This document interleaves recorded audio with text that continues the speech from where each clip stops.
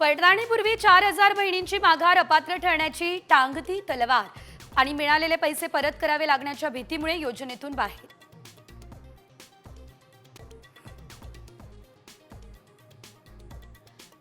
दहावी आणि 12वी परीक्षेचा निकाल 15 मे पर्यंत लावण्याचा शिक्षण मंडळाचा प्रयत्न. 11 फेब्रुवारी पासून 10वी तर 21 फेब्रुवारी पासून 12वीची परीक्षा.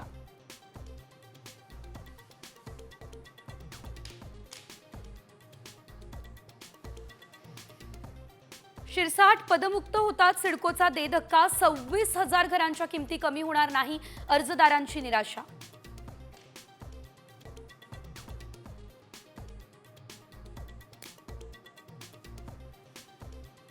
सैफ हल्ला प्रकरणामध्ये एक संशयित ताब्यात. 4 घरफोडीचे गुन्हे दाखल असलेल्या शाहिदची कसून चौकशी. आतापर्यंत 40 ते 50 जणांचे जबाबही नोंदवले.